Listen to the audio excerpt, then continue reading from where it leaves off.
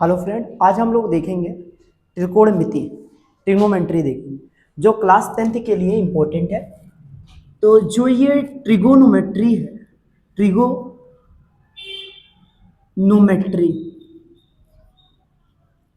ट्रिगोन trigonometry इसको हिंदी में बोला जाता है त्रिकोणमिति बोला जाता है, त्रिकोणमिति कहते हैं। इसमें यह है कि त्रि मीन्स होता है 3 और कोण का मतलब कोण ही होता है, और मिति मीन्स होता है अध्ययन करना। मिति मीन्स होता है अध्ययन करना, होता है अध्ययन करना। तो 3 कोण किस में देखने को मिलता है? त्रिभुज में देखने को मिलता है। 3 कोण किस में देखने को मिलता है? त्रिभुज में देखने को मिलता है। तो त्रिभुज के तीनों कोणों एवं तीनों भुजाओं के बारे में अध्ययन करना क्या कहलाता है? त्रिकोणमिति कहलाता है। त्रिभुज के तीनों कोणों एवं तीनों भुजाओं के बारे में अध्ययन करना क्या कहलाएगा? त्रिकोणमिति कहलाएगा, त्रिकोणमिति कहलाता है। उसके बाद बात किया जाए अगर त्रिकोणमिति के बारे में कि त्रिकोणमिति का जो अनुपात होता है, त्रिकोणमिति का जो अनुपात होता है, तो इसमें टोटल 6 अनुपात होता है। त्रिकोणमिति के टोटल 6 अनुपात होता है।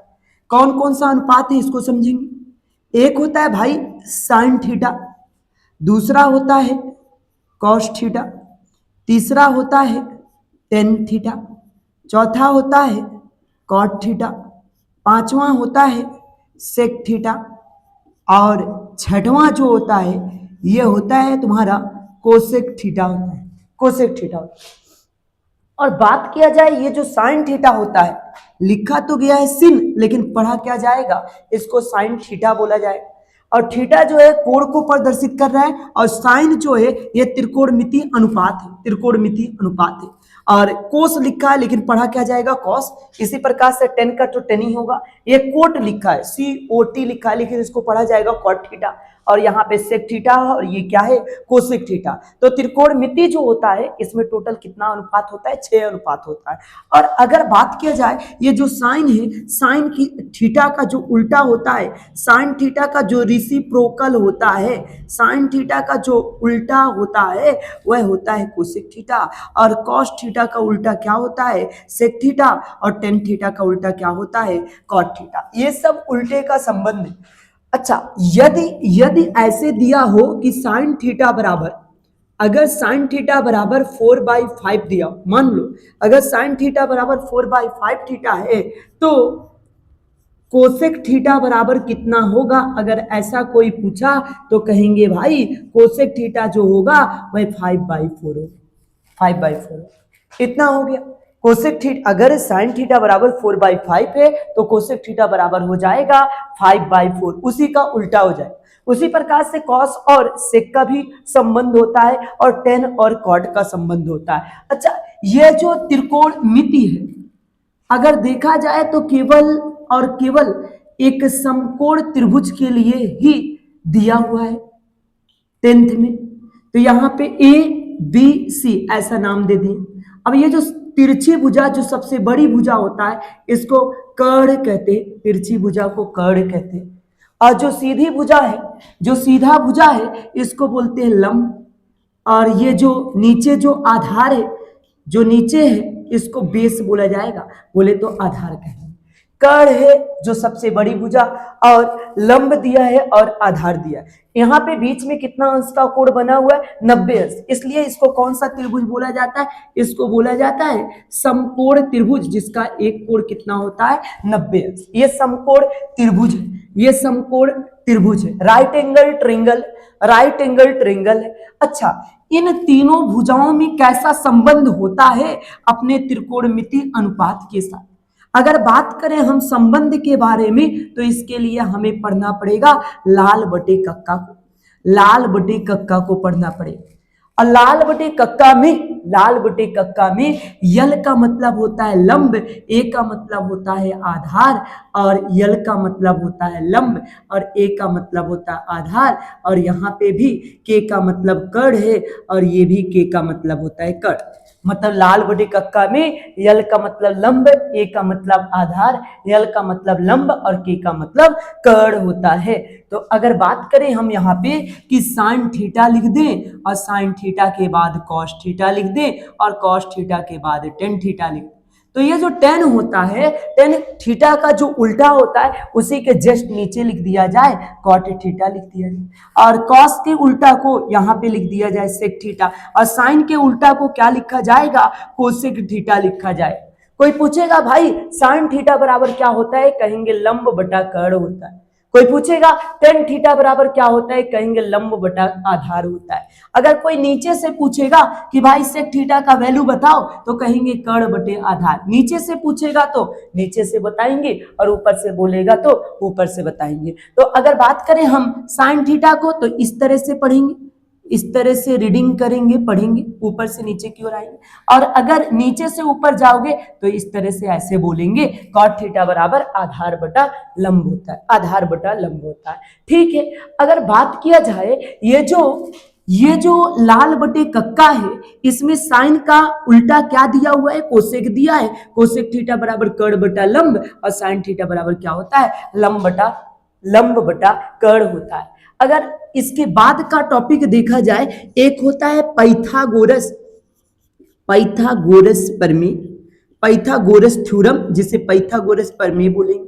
अब ये पाइथागोरस प्रमेय क्या होता है, पाइथागोरस प्रमेय क्या होता है, इसमें सबसे बड़ी जो साइड होता है उसका स्क्वायर कर दिया जाता है और बाकी दोनों साइडों के स्क्वायर करके उसको क्या कर दिया जाता है, ऐड कर दिया जाता है। सबसे बड़ी साइड को स्क्वायर कर देंगे और बाकी दोनों साइडों का स्क्वायर करके उसको क्या कर दिया जाएगा, जोड़ दिया जाएगा। ठीक है भाई, कर्ण का स्क्वायर बराबर लंब का स्क्वायर प्लस क्या हो गया, आधार का स्क्वायर, आधार का स्क्वायर।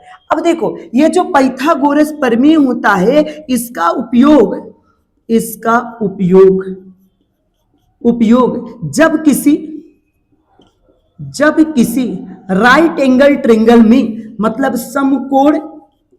समकोण त्रिभुज में दो साइड का वैल्यू दिया हो, जैसे लंब और कर्ण का वैल्यू दिया हो और आधार का मान ना पता हो, तो उस स्थिति में किसका प्रयोग करते हैं, पाइथागोरस प्रमेय का प्रयोग करते हैं। तो इसी प्रकार इसका उपयोग जब किसी समकोण त्रिभुज में दो साइड का वैल्यू दिया हो, तीसरे साइड का वैल्यू न दिया हो, तो पाइथागोरस का प्रयोग करते हैं, पाइथागोरस प्रमेय का प्रयोग करते हैं। पाइथागोरस प्रमेय का प्रयोग करते हैं जब किसी समकोण त्रिभुज में दो साइड का वैल्यू दिया हो और तीसरे साइड का वैल्यू ना दिया हो, तो उस पोजीशन में हम पाइथागोरस थ्योरम का प्रयोग करेंगे। ठीक है, अच्छा अगर हम एक क्वेश्चन का बात करें, एक क्वेश्चन दिया है, यदि साइन थीटा बराबर 3/5, अब पूछ लिया कि ज्ञात करो भाई कॉस थीटा का वैल्यू, साइन थीटा का वैल्यू दिया है और कॉस थीटा का वैल्यू पूछ लिया, तो कैसे ज्ञात किया जाए। तो देखो सबसे पहले ऐसे लिखेंगे, चूंकि ये जो साइन थीटा होता है, साइन थीटा बराबर क्या होता है उसको लिख दिया जाए, साइन थीटा बराबर लंब बटा कर्ण होता है। तो यहाँ पे लिखाएगा लंब बटा कर्ण, और लंब के जगह पे 3 और कर्ण के जगह पे 5 लिखेंगे, कर्ण के जगह पे 5 लिखेंगे। अब बताओ लंब और कर्ण का मान पता है और आधार का मान नहीं पता, तो इस स्थिति में हम लोग किसका प्रयोग करेंगे, पाइथागोरस प्रमेय का प्रयोग करेंगे। अब ऐसे लिखेंगे पाइथागोरस प्रमेय से, अब पाइथागोरस प्रमेय क्या कहता है, कर्ण का स्क्वायर बराबर लंब का स्क्वायर प्लस आधार का स्क्वायर, ये पाइथागोरस प्रमेय। अब बताओ यहाँ पे कर्ण का स्क्वायर, कर्ण का वैल्यू कितना दिया है 5, तो यहाँ पे 5 का स्क्वायर कर दो, अब बराबर लंब का स्क्वायर, लंब है 3 का स्क्वायर कर दो प्लस आधार का स्क्वायर, आधार तुम्हें पता नहीं है, ये बात हो, आधार का स्क्वायर आधार पता नहीं। अब यहाँ पे 5 का स्क्वायर करेंगे 25 और 3 का स्क्वायर करेंगे 9 और प्लस आधार का स्क्वायर। अब इस 9 को इधर बुलाएंगे तो यहाँ प्लस 9 है, इधर आएगा तो -9 हो जाएगा और 25 में से 9 को घटाएंगे तो बचेगा 16। तो यहाँ पे लिख सकते हैं हम लोग 16 और बराबर आधार का स्क्वायर। अब बात ये होगा तो भाई आधार बराबर क्या होगा, तो कहोगे भाई अंडर रूट में 16 हो जाएगा। अच्छा, ये जो 16 होता है ये किसका स्क्वायर होता है, स्क्वायर रूट होता है किसका? 16 जो होता है ये वर्गमूल होता है भाई 4 का। तो आधार का वैल्यू कितना हो गया 4, आधार का वैल्यू 4। और तुमसे किसका वैल्यू पूछा हुआ है, तुमसे पूछा है कॉस थीटा। तो ऐसे लिखोगे चूंकि ये जो कॉस थीटा होता है इसका होता है कॉस थीटा का आधार बटा कर्ण होता है। तो यहाँ पे लिखोगे आधार बटा कर्ण, आधार बटा कर्ण। अब ये बताओ तुम आधार का वैल्यू कितना निकाले हो, आधार का वैल्यू है 4, तो यहाँ पे 4 लिख दो। अब बटा कॉस कर्ण दिया हुआ है और कर्ण का वैल्यू कितना दिया है, कर्ण का वैल्यू है 5, यहाँ पे 5 दिया है। तो कॉस थीटा का वैल्यू कितना मिल जाएगा 4/5। अच्छा सोचो अगर कॉस थीटा भी पूछा होता और तुम्हें यहाँ पे एंड टेन थीटा भी बोला होता, दोनों पूछा होता, मतलब कॉस थीटा भी और टेन थीटा दोनों पूछा होता, तब क्या करते? तो यहाँ पे टेन थीटा बराबर भी लिखते। टेन थीटा बराबर क्या लिखते? टेन थीटा बराबर लंब बटा क्या होता है आधार। तो लंब बटा आधार। अब ये बताओ तुम लंब, लंब के जगह पे कितना लिखोगे? लंब के जगह पे 3 लिखोगे। और आधार, आधार की जगह पे कितना लिखोगे?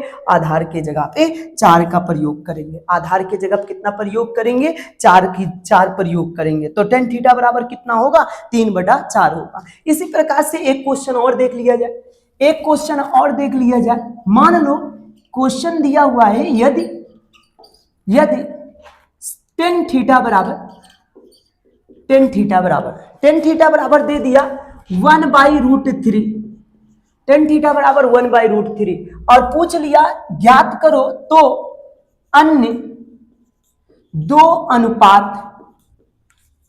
अनुपात पूछ लिया।